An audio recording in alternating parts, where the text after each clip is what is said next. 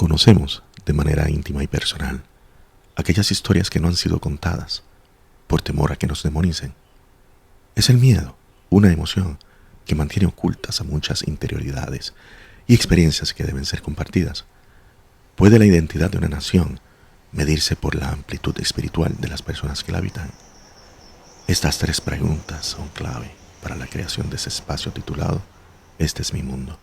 Soy el Santo de Santurce y en esta serie de podcasts tendrás la oportunidad de escuchar las voces de personas con un compromiso genuino en ampliar sus vidas internas e inclusive con un gran deseo de compartir sus experiencias y sus procesos de vida. Bienvenidos a mi mundo. El caso de Kivan es el caso de una persona que también tiene una gran búsqueda espiritual y que esa búsqueda espiritual no solamente permea su identidad como ser humano, sino su carrera y vocación como artista visual.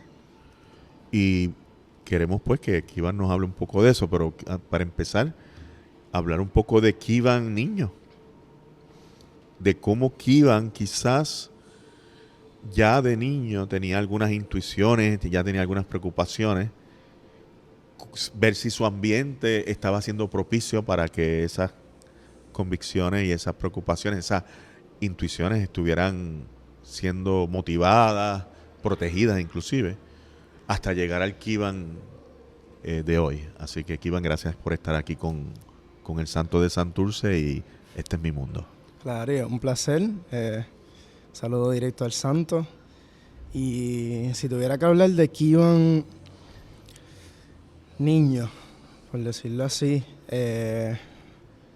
yo siento que ese primer momento de hacerme consciente de que existía algo que yo considerara el más allá, por decirlo así, fue en mi entorno más cercano, que vendrían siendo mis abuelos, mis papás. Yo por lo menos crecí, no necesariamente mis papás, pero sí mi abuelo es pastor, entonces pues venía con toda esta dimensión del cristianismo y lo que es el catolicismo y lo que es, pues crecí en ese meollo. Pero siempre tenía en duda si existían otras cosas fuera de eso, dentro de distintas lecturas, tanto de la Biblia como otros libros, como la escritura apócrifa le dicen, si no me equivoco. Siempre sentía que faltaba como algo más y habían distintas cosas que estudiaba en la clase de historia, como el sincretismo y cosas que pasaron dentro de la vida de pues, los ancestros, que vendrían siendo esa fase de los esclavos, que no encajaban dentro de lo que yo estaba viendo dentro de mi diario vivir de niño. No fue hasta... Y disculpa, cuando tú dices que no encajaban, ¿me puedes dar algún ejemplo? Claro, como... Lo que puedo decir puede sonar como súper ateo o algo así, pero cosas como el Arca de Noé, ¿ves? Como historias como esas. O sea, en mi mente niño era como, ¿pero en serio estaban todos los animales dentro del arca? Entonces de momento empezó a haber una serie de preguntas que en el momento no buscaba contestación a ellas, pero no fue hasta luego que empecé como que, ok, pues déjame sacar toda esta lista que yo llevo acumulando de años y ver qué está pasando aquí, o sea, qué realmente está pasando.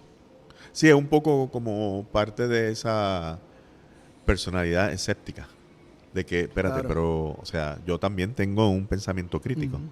Eso es muy válido y es bien agudo en la vida de los niños. Claro. Interesantemente, porque los niños siempre dicen, porque los niños preguntan mucho, claro, porque tienen un pensamiento crítico que puede sonar muy, muy original a veces, ¿no? Pero no deja de ser algo que viene innato en la experiencia humana. Claro.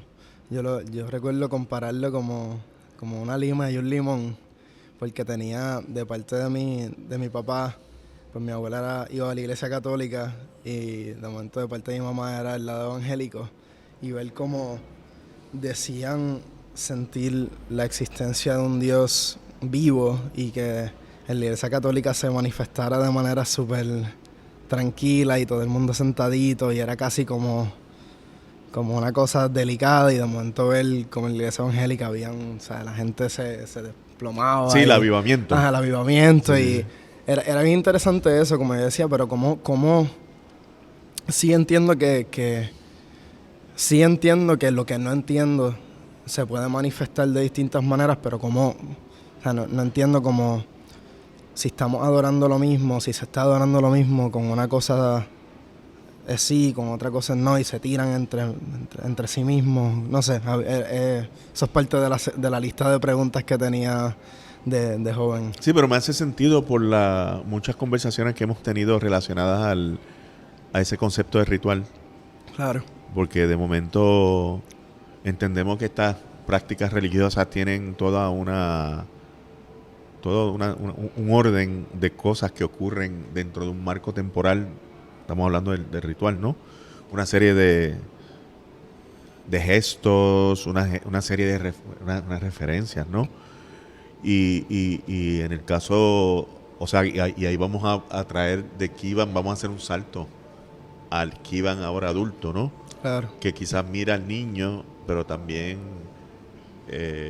como estamos viendo ahora muy bien, de que ese todavía tú miras a ese niño ya con esos cuestionamientos y que en vez de seguirlo cuestionando, es empezar a practicarlo. Claro. Y empezar a crear toda una serie de códigos que funcionan, sí, tienen una salida en toda esta cuestión estética, pero también tienen una salida en esta cuestión de un sistema de creencias y una cuestión que tiene que ver con cómo tú percibes el mundo. Kivan también, además de ser artista visual, tú haces surfing. Claro, sí. ¿Cuánto tiempo tú llevas haciendo surfing? Diría que llevo como sólido así, como 4 años, por ahí. Un ritual en sí. Claro, un ritual en sí. Sí, definitivamente eso de momento llegar a un ambiente donde ya hay un orden y hay un fluir y cómo tú te adaptas a este ritmo, por decirlo así, a esta frecuencia. Que esa práctica se ha convertido, o sea, lo veo ahí desde un ritual. Y que tiene que ver con tu relación con la naturaleza. Sí. Una relación directa, porque no es como que o sea, puede ser quizás una relación pasiva versus una activa, donde tú te tiras, o sea, vas al agua y hay una serie de experiencias Claro. que tú tienes allí con unos elementos poderosos, ¿no? Como el agua del mar, el mar, ¿no? Y que sé también que tú has tenido unas experiencias bien profundas en el mar, ¿no? Claro. Sí, yo siento que entrar en un ambiente donde está todo en riesgo, siento que el mar me ha enseñado a que eso esté presente constantemente en mi diario vivir, aunque esté fuera o dentro de un ambiente que yo pueda controlar. Por ejemplo, recuerdo hace como 1 o 2 años estar pues, surfeando en Playa La 8 en San Juan, y de momento parece que le di algo o algo pasó, le di como un arrecife y tuvo un crack en la tabla y no me había dado cuenta. Y entonces la tabla se empezó a llenar de agua y yo estaba en el reef, que estaba un poco lejos de donde el área más segura, por decirlo así. Y recuerdo ver las olas venir y sí, o sea, lo recuerdo ahora y me da así como medio escalofríos porque tú sientes que te puedes morir, ¿sabes? Pues estás en un ambiente donde no controlas, las olas siguen llegando, todas las personas que pudieran darte una mano están lejos, que fue una situación complicada, pero de momento fue como tener esa realización de la muerte y decir como que ok, yo estoy aquí, estoy en el agua, yo no puedo controlar esto, cualquier cosa pudiera pasar. Y obviamente entra esta cosa de lucha de que no quieres morirte, así que uno hace todo lo que pueda, pero siento que dentro de ese mismo proceso hay algo que me resuena con distintos rituales, o sea, como que distintos ritos, en donde tú entras a lo desconocido, tienes una experiencia dentro de lo desconocido, dentro de esa experiencia aprendes y esa experiencia te moldea, por decirlo así, y sale una persona nueva. O sea, una vez eres sumergido por una experiencia nueva, no vuelves a ser el mismo. Y me imagino que cuando tú vas a tu estudio, por ejemplo, hay una constante que te relaciona con eso de ese reto, de entrar a ese terreno Claro. de lo desconocido. Sí, sí. Siento que hay todo un proceso de conexión. En mi estudio yo tengo, por decirse, como un altar. El altar se compone de distintos libros, no tanto por referencia visual, sino porque esos libros me recuerdan a fragmentos de lectura que me conectan con esa frecuencia, así que los tengo ahí como un trigger, como si fuera, los veo y ya me puedo conectar con alguna memoria, me puedo conectar con alguna frase que haya dicho ese artista, antropólogo, filósofo. Dentro del altar también hay distintos elementos como agua salada y arena. Tengo una figura africana, un nikisi, que es una figura tallada en madera de una pieza con clavos, que tiene distintas cosas dentro, desde huesos de animales hasta distintas hierbas medicinales. Y todas estas son cosas que me recuerdan cómo mi trabajo se debería sentir y cómo mi trabajo se debería ver. Obviamente siempre hay un giro de mi cotidianidad, así que se van mezclando estas dos intenciones que crean, o sea, una composición que pudiera verse extraña, por decirlo así, porque tienes todas estas cosas que son clásicas, que vienen desde una ancestralidad directa, pero a la misma vez tienes cosas como una tabla de surf, tú sabes, que es un concepto mucho más moderno, pero que igual sirve como objeto ritualístico, o sea, viéndolo desde mi punto de vista o desde mi experiencia, que vendría siendo como el ritual del surfing. O sea, y así mismo como tú ejerces esa práctica, ¿verdad? Esa disciplina del surfing también es una disciplina bien importante para ti, la lectura. Claro, sí, sí.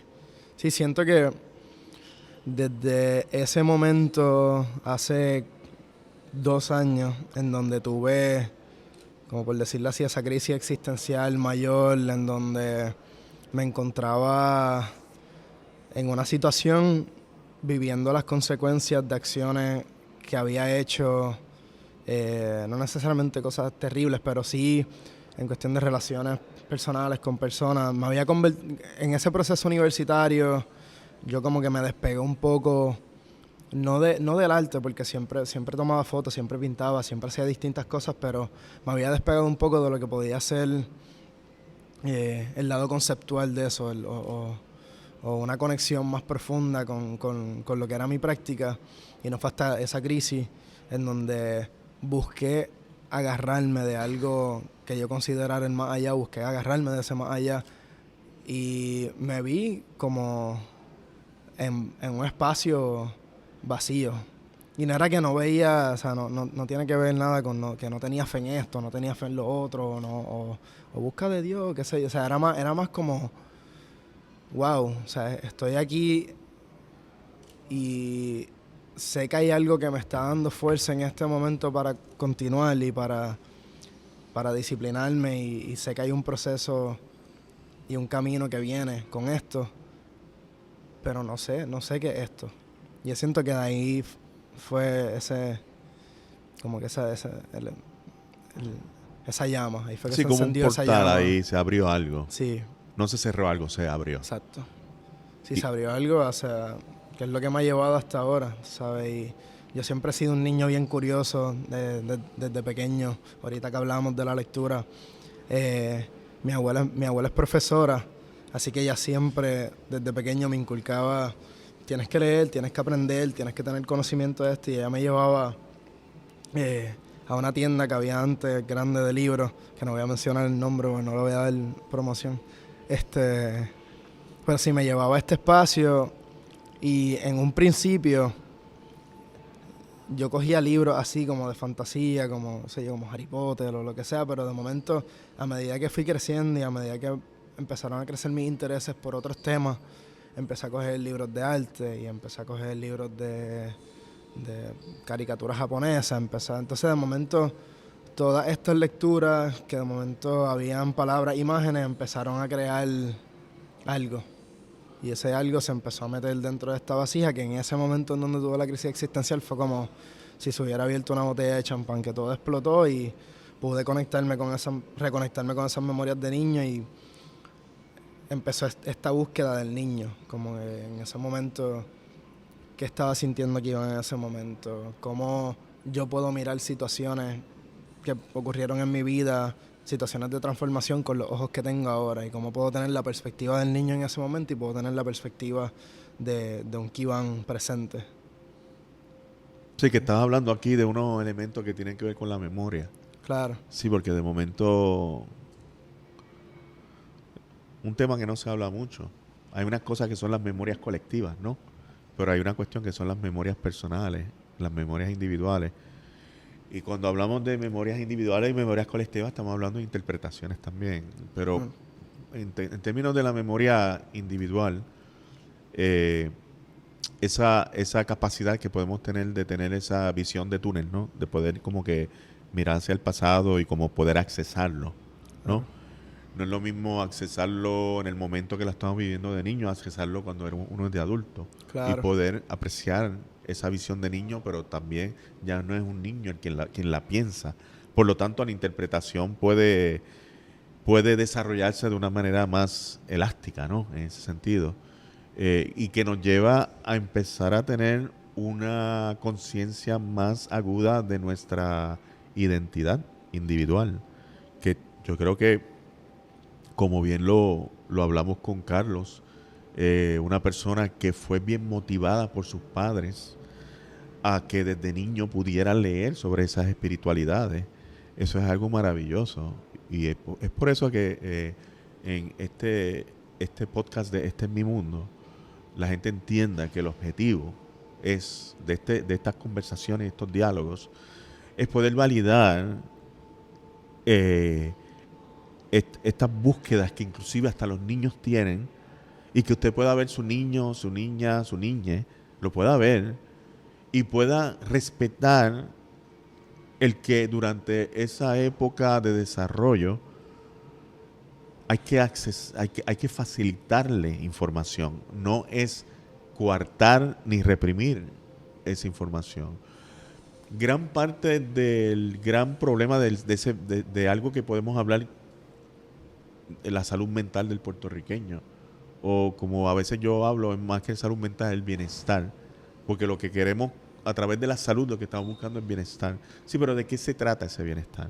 Entonces cada ser humano tiene un camino para llegar a ese bienestar. En el caso de Kivan, pues Kivan es una persona que tiene una serie de búsquedas ancestrales que han sido validadas por sus padres. Ahora estás hablando de tu abuela, que era una persona que es bien importante en tu vida, que inclusive era la persona que te motivaba a leer. Y no nada como la lectura para tener un encuentro directo contigo mismo, ¿no? Y entonces, ¿qué pasa? Que entonces ahora viene, Kivan, estudias en Sagrado Corazón. Sí, estudiaba. Estudiabas allí y entonces estudiabas comunicaciones y artes visuales. Sí. Y entonces, interesantemente, háblanos del Kivan comunicador. No sé, siento que fue bien interesante porque yo había querido envolverme más en lo que era la pintura y todas estas cosas, pero terminé estudiando mi segunda pasión, que es la comunicación. Aprendí mucho, ¿sabes? Fuera de lo que pudiera hacer la academia, aprendí mucho el cómo uno poder comunicar algo sin necesariamente decir palabras. Todas estas cosas siento que aportaron mucho a lo que hoy en día es mi práctica. También mi mamá siempre ha sido una persona que me inculca esta cosa de ser líder y un buen líder pues comunica, y un buen líder tiene que saber cómo delegar y cómo, o sea, asignarle trabajo, o sea, asignarle cosas y formar parte, ¿sabes? Y hacerme consciente más de ese diálogo y estar más presente, que si pudiera conectar ese Kivan comunicador, que sigo siendo un Kivan comunicador, lo ato a todas estas experiencias que he tenido durante mi proceso de esta búsqueda ancestral. Siento que a través de aprender a cómo comunicarme, aprender cómo recibir información, se abre una sensibilidad, o sea, y de momento a lo mejor hayan cosas que son simples, pero quieren decir mucho. Y nada hasta que fortalece ese músculo, esa práctica de escuchar y de hablar y de recibir y de entender y de reflexionar, que entonces comienza a ver las cosas de una manera diferente y empieza a tener unas reflexiones más íntimas con estas cosas de las cuales uno está comunicándose. Y que te lleva quizá a hacer lecturas muy específicas Sí. de las cosas que quieres comunicar como artista visual. Por Sí, ejemplo, empezar a leer sobre la cultura egipcia, la cultura del Congo. Háblanos un poco de esa búsqueda y de las cosas que has descubierto. Claro. Todo comenzó luego de esta crisis. A comenzar a hacerme consciente de todo lo que estaba pasando en mi vida a nivel pasado, o lo que yo pensaba que era pasado. Y fue hacerme consciente de estas ancestralidades. Con esto vino una prueba de ADN, vino tener los resultados de eso, ver de dónde era el mayor porcentaje de las regiones, o sea, de sangre por región y lo que sea. Entonces, dentro de esa lista estaba el Congo, estaba Egipto, estaba Mali, estaba Ghana.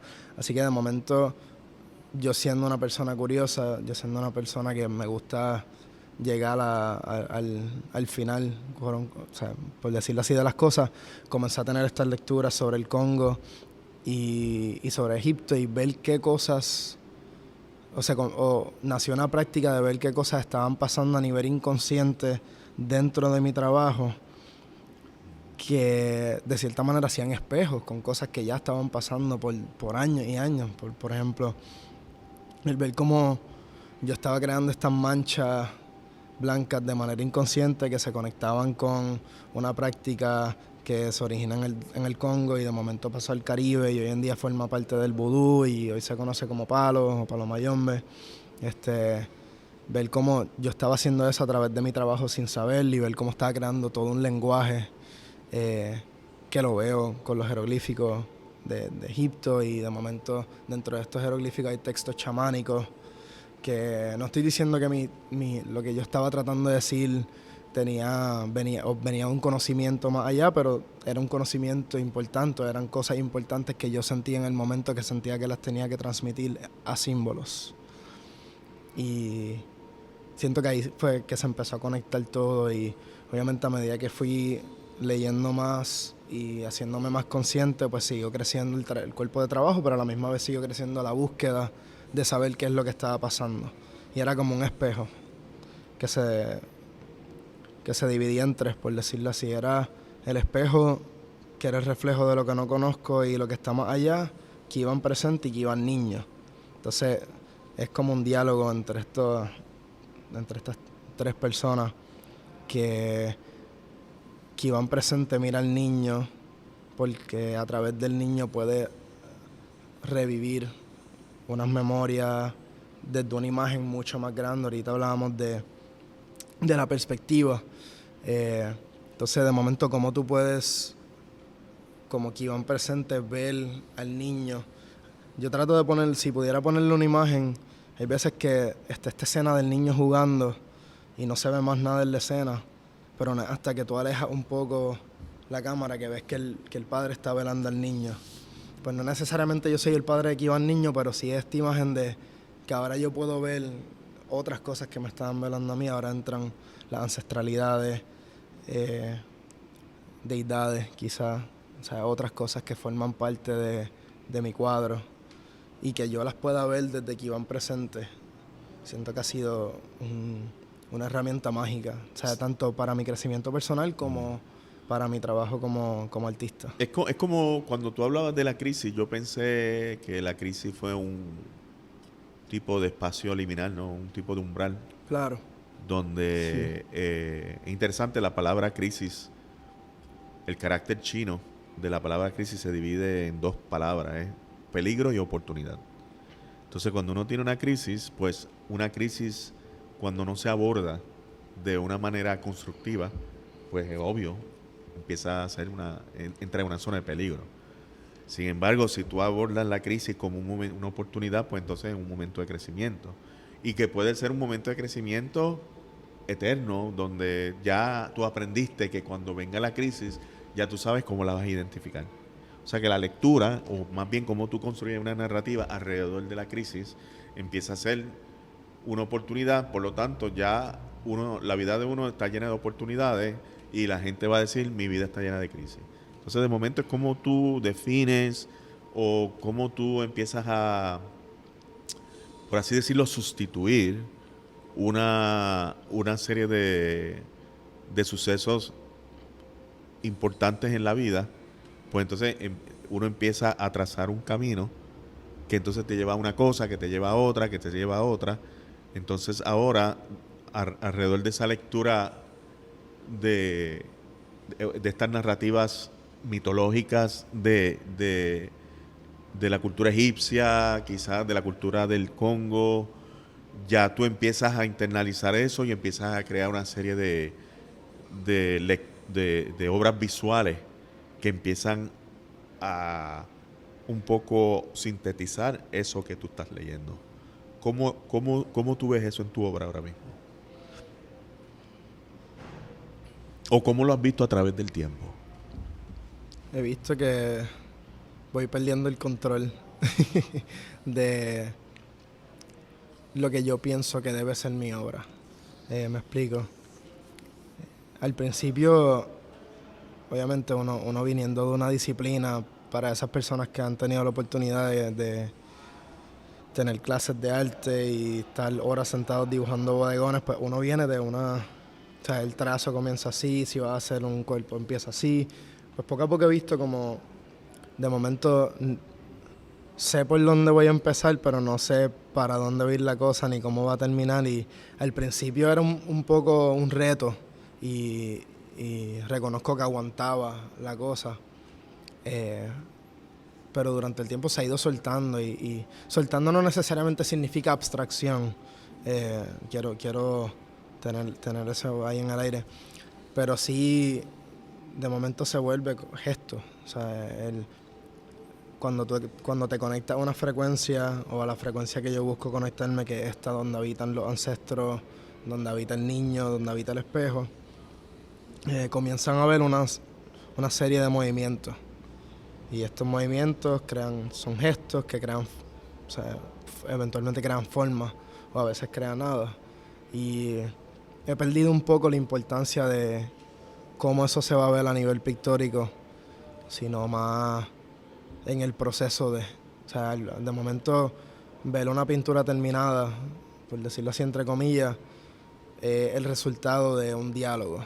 O sea, ya no lo estoy viendo como convencer esta pintura y hice esto y pinté, hice esta técnica, whatever, y por ende la pintura está terminada, sino que a veces no sé qué está pasando y eso me encanta. O sea, siento que he podido soltar todo y a veces tengo amigas que están en el estudio conmigo y de momento me dicen, pero ¿cómo tú sabes cuando se acabó o por qué hiciste eso si ya había una imagen? Y porque no necesariamente estoy yo en control en ese momento y no quiero estar en control, tú sabes, porque de momento eso abre oportunidad a que otras cosas puedan decirme algo que es la contestación que yo estoy buscando a preguntas que tengo, o sea, dentro de mi vida. O sea, que ahí entra esa búsqueda de que no solamente aprendes cosas de la lectura, sino que cuando tú dejas de tener o cuando te distancias un poco del ojo del antropólogo o del que estudia el ritual y te envuelves en el ritual, comienzas a tener una experiencia distinta y tienes una gama distinta de sentimientos, cosas que no habías sentido antes, que de momento se convierten en algo normal o algo nuevo y eso se convierte parte de tu práctica tanto diaria como artística y es toda una caja de Pandora. Sí, no, es interesante porque de momento es pensar que el ritual es una disciplina. Claro. Pero que las condiciones que el ritual establece, que hay unas condiciones que no necesariamente son unas narrativas fijas, sino unas narrativas donde la gente entra al umbral, que es un espacio colectivo, y donde hay muchas miradas y muchas interpretaciones. Claro. Pero el poder no estar en control es lo que te va a dar la oportunidad de quizás empezar a ver otras facetas de las dimensiones espirituales de uno mismo. Y yo creo que para mí el ritual, o los rituales, que muchos de ellos lo que están buscando es esa conexión con lo divino, o inclusive una conexión con las ancestralidades, ¿no? De momento los rituales a través de los milenios, porque estamos hablando de una práctica humana que ha estado presente y que es bien importante y que inclusive de cierta manera se ha colapsado en el discurso moderno en muchas sociedades, incluyendo a la sociedad puertorriqueña.